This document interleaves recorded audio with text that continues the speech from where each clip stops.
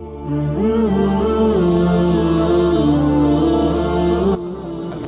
رب العالمین والعاقبۃ للمتقین والصلاة والسلام علی سید الانبیاء والمرسلین وعلی آلہ وصحبہ اجمعین.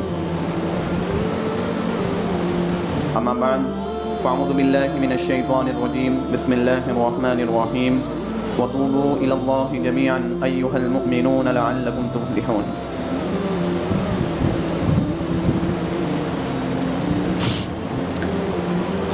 معزز سامعین، محترم ناظرین و برادران عزیز،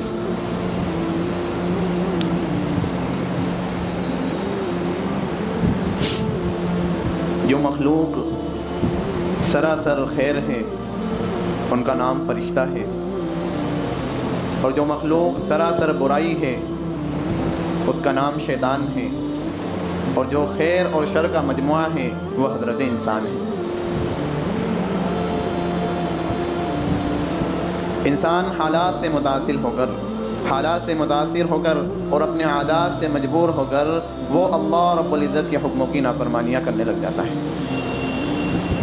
جب وہ اللہ رب العزت کے حکموں کی نافرمانی کرنے لگ جائے تو اس کو گناہ کہتے ہیں، اس کو معصیت کہتے ہیں، اور گناہ نام ہی ہے کہ اللہ رب العزت کے حکم کی نافرمانی کرنا اور حضور صلی اللہ علیہ وسلم کی مبارک زندگی سے روگردانی کرنا، اس کو معصیت کہتے ہیں، اس کو گناہ کہتے ہیں.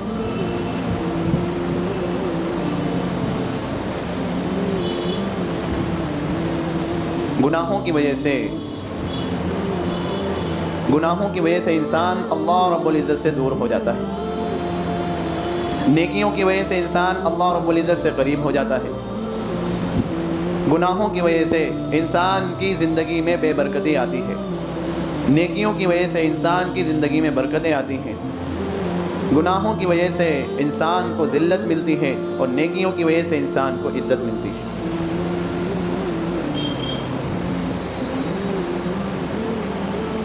اللہ تبارک و تعالیٰ اپنے بندوں سے گناہ کرانا ہی نہیں چاہتا. اللہ تبارک و تعالیٰ اپنے بندوں کو نیکیوں کی طرف بلانا چاہتا ہے، نیکیوں کی راہ پر چلانا چاہتا ہے. اللہ رب العزت نے بندے کو اختیار دیا ہے. اللہ رب العزت نے فَأَلْهَمَهَا فُجُورَهَا وَتَقْوَاهَا، ہم نے تمہارے اندر برائی اور اچھائی دونوں طاقتیں رکھی ہیں. اللہ تبارک و تعالیٰ نے دونوں مادے رکھ دیے. ایک انسان کے اندر اچھائی کا بھی مادہ ہے، ایک انسان کے اندر برائی کا بھی مادہ ہے. اب اللہ تبارک و تعالیٰ دیکھتے ہیں یہ انسان اچھائی اختیار کرتا ہے یا برائی اختیار کرتا ہے، یہ انسان نیکیوں کے راستے پر چلتا ہے یا انسان برائیوں کے راستے پر چلتا ہے. اللہ تبارک و تعالیٰ یہ سب دیکھ رہے ہوتے ہیں. اللہ تبارک و تعالیٰ نے جو انسان کی تقدیر لکھی ہے، اللہ تبارک و تعالیٰ نے جو تقدیر میں لکھا ہے، وہ تقدیر میں یہ لکھا ہے کہ یہ بندہ، میں اس بندے کو دنیا میں بھیج رہا ہوں تو یہ بندہ وہی راہ اختیار کرے گا. وہ تقدیر میں لکھا ہوا ہے، نہ کہ اللہ رب العزت نے ایک فیصلہ لکھا ہوا ہے کہ یہ بندہ، اب میں نے اس کے بارے میں یہ فیصلہ کر دیا ہے کہ یہ دنیا میں جا کر گناہ کرے گا، یہ نیکی کرے گا. بلکہ نہیں، اللہ تبارک و تعالیٰ کو معلوم ہے کہ میں نے جن انسانوں کو پیدا کیا ہے، یہ دنیا میں جا کر یہ انسان گناہ کا راستہ چنے گا، یہ انسان نیکی کا راستہ چنے گا، تو اس کے عمل کے اختیار کو اللہ تبارک و تعالیٰ نے تقدیر میں لکھ رکھا ہے. ہم تقدیر کے بارے میں بات کرنا شروع کر دیتے ہیں. ارے صاحب، ہماری تقدیر میں تو گناہ ہی لکھے ہیں، ہماری تقدیر میں تو نماز نہ پڑھنا ہی لکھا ہے. یہ انسان کی بھول ہے، یہ انسان غلط فہمی کے غمان میں جی رہا ہے. اللہ تبارک و تعالیٰ نے قرآن میں صاف اعلان کر دیا فَأَلْهَمَهَا فُجُورَهَا وَتَقْوَاهَا، ہم نے تمہارے اندر اچھائی برائی دونوں طاقتیں رکھی ہیں. اچھائی کرنا چاہو اچھائی کر لو، برائی کرنا چاہو برائی کر لو. تو گناہوں کی وجہ سے انسان کو ذلت ملتی ہے، اور نیکیوں کی وجہ سے انسان کو عزت ملتی ہے. اب جو بندہ گناہ کا مرتکب ہو رہا ہے یا ہو چکا ہے تو وہ ان گناہوں سے کیسے جان چھڑائے اور کیسے نیکی والی زندگی کو اختیار کرے؟ اسی کو توبہ کہتے ہیں. کہ جو انسان دیکھے اپنی زندگی کو کہ میں گناہوں میں زندگی گزار رہا ہوں، گناہوں میں مرتکب ہو رہا ہوں، اور پھر اس کے وہم و گمان میں اس کے دل میں یہ بات پیدا ہونے لگ جائے کہ اب میں کس طرح سے نیکی والی زندگی کو اختیار کر لوں، اس کو نیکی کہتے ہیں۔ یا رجوع العبد الی اللہ، یہ بندے کا اللہ سے رجوع کرنا ہے، یہ بندے کا اللہ سے رجوع کرنا ہے۔ رجوع کا معنی، رجوع کہتے ہیں متوجہ ہونا، رک جانا، گناہوں کو چھوڑ دینا اور اللہ رب العزت کی فرما برداری والی زندگی کو اختیار کرنا، اس کو توبہ کہتے ہیں۔ اور میرے بھائیوں، توبہ کا عمل ہر ایک کے لیے ضروری ہوتا ہے، توبہ کا عمل ہر ایک کے لیے ضروری ہوتا ہے۔ جو بندہ کبیرہ گناہ کا مرتکب ہوتا ہے، بڑے گناہوں کا مرتکب ہوتا ہے، وہ بھی اپنے گناہوں سے توبہ کرے۔ جو بندہ کبیرہ گناہ کا مرتکب نہیں ہوتا، صغیرہ گناہ کا مرتکب ہو جاتا ہے، وہ اپنے گناہوں سے توبہ کرے۔ اور جو بندہ گناہ سے تو بچ رہا ہوتا ہے، جو بندہ گناہ سے تو بچ رہا ہوتا ہے لیکن غفلت کا شکار ہو جاتا ہے، گناہ کو گناہ بھی سمجھ رہا ہوتا ہے۔ اس کی مثال آپ محرم کے ان 10 دنوں سے لے لیجیے کہ جو بندہ ان 10 دنوں میں ہونے والے خرافات کو خرافات سمجھ رہا ہوتا ہے اور برائیوں کو برائیاں سمجھ رہا ہوتا ہے، گناہوں کو گناہ سمجھ رہا ہوتا ہے، اس کو معلوم ہے کہ یہ گناہ ہے، لیکن ماحول میں متاثر ہو کر ماحول نے اس کے اوپر اثر ڈال دیا، اس ماحول کی وجہ سے وہ غفلت کا شکار ہو جاتا ہے۔ تو اب اس بندے کے لیے کیا ہے کہ وہ اپنے غفلت میں گزرے ہوئے لمحات سے توبہ کرے۔ اور جس بندے کے دل میں نفسانی، شیطانی، شہوانی خیالات ہجوم کرتے ہیں، وہ ان سے توبہ کرے۔ ہر بندے کے لیے توبہ ضروری ہے، ہر بندے کے لیے توبہ ضروری ہے۔ کیف اعوذ الی اللہ، میں اللہ کی طرف کس طرح سے متوجہ ہو سکتا ہوں۔ میرے بھائیوں یاد رکھیں، انسان کے پاس ایک ضمیر ہے، انسان کے پاس ضمیر ہے، یہ اللہ کی طرف سے نعمت ہے جو بندے کو اللہ کی طرف متوجہ کرتی ہے اور ندامت کا احساس دلاتی ہے۔ جب بندہ گناہ کرتا ہے تو نادم ہوتا ہے، وہ شرمندہ ہوتا ہے، اس کے دل میں ایک خیال آتا ہے کہ مجھے ایسا نہیں کرنا چاہیے تھا۔ جو یہ اس کے دل میں ندامت کا احساس پیدا ہوا تو وہ اس سے کیسے توبہ کرے، یہ مستقل ایک عنوان ہے، اس کو سمجھنا، اس کو یہ سمجھنے کے قابل ہے، یہ ایک زندگی کا باب ہے۔ اب میرے بھائیوں، توبہ سے پہلے ایک بات کا سمجھنا بہت ضروری ہے، توبہ سے پہلے ایک بات کا سمجھنا انتہائی ضروری ہے کہ گناہوں کی وجہ سے اللہ اور بندے کے درمیان میں پردہ آ جاتا ہے، حجاب آ جاتا ہے۔ علماء نے لکھا الحجب العشر بین العبد و بین اللہ، کہ اللہ اور بندے کے درمیان میں 10 پردے ہیں، اب جب تک ہم ان پردوں کو نہیں ہٹائیں گے اللہ کا دیدار نصیب نہیں ہوگا۔ وہ گناہوں کے پردے ہمیں ہٹانا ہوں گے، جب ہمیں اللہ کا قرب نصیب ہوگا، اللہ کا دیدار نصیب ہوگا۔ وہ پردے کون کون سے ہیں؟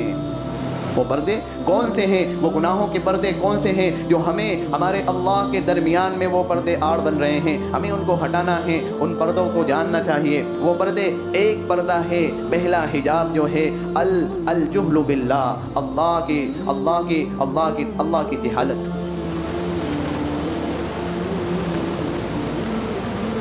کہ اللہ کی ذات سے بندے کا تعارف ہی ٹھیک نہ ہو، بندہ جہالت میں پڑا ہوا ہو، بندے کو معلوم ہی نہ ہو کہ اللہ تواب ہے، اللہ توبہ قبول کرنے والا ہے۔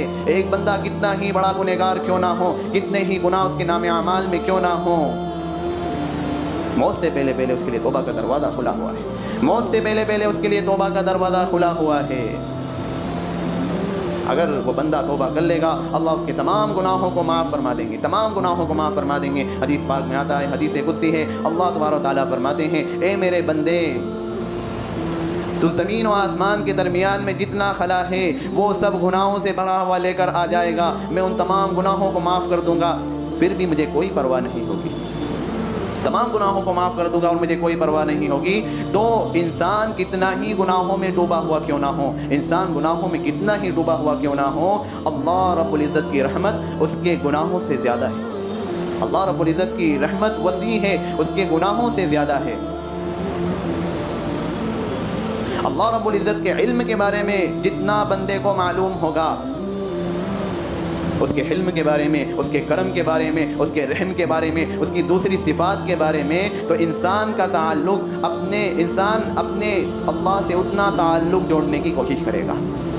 اللہ کی صفاتوں کے بارے میں معلوم ہونا چاہیے، اللہ کی صفاتوں کے بارے میں جب بندے کو معلوم ہوگا کہ اللہ کی یہ صفاتیں ہیں، تو انسان وہ اپنے پروردگار سے تعلق جوڑنے کی کوشش کرے گا، ورنہ تو ایک غلطی کرے گا اور وہ یہ سمجھ لے گا کہ میں تو اب میں مروں گا اور مجھے عذاب ہوگا. جیسے کچھ لوگ وہ دنیا میں کہنا شروع کر دیتے ہیں, سمجھنا شروع کر دیتے ہیں کہ صاحب ہم تو جہنمی ہیں. پھر شیطان فائدہ اٹھاتا ہے, اس کے دل میں وسوسے ڈالتا ہے, اگر اب تجھے جہنم میں جانا ہی ہے تو باقی زندگی میں جو گناہ تو نے نہیں کیے ہیں وہ بھی کر لے. پھر یہاں سے گناہ کا راستہ چالو ہو جاتا ہے, گناہ کا راستہ کھل جاتا ہے, جبکہ توبہ کے ذریعے سے گناہ کا راستہ بند ہو جاتا ہے. تو پہلا جو پردہ ہے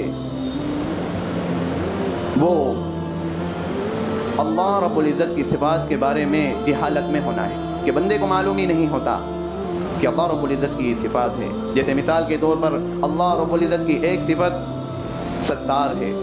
اللہ رب العزت پردہ پوشی فرماتے ہیں, ستر پوشی فرماتے ہیں. اب میرے بھائیوں, ہم نے ہماری زندگیوں میں کتنی خطائیں کی ہیں, کتنے گناہ کیے ہوئے ہیں, لیکن ان تمام گناہوں پر, ان تمام خطاؤں پر اللہ تبارک و تعالیٰ نے ایسا پردہ ڈال رکھا ہے کہ کسی کو کان و کان خبر نہیں.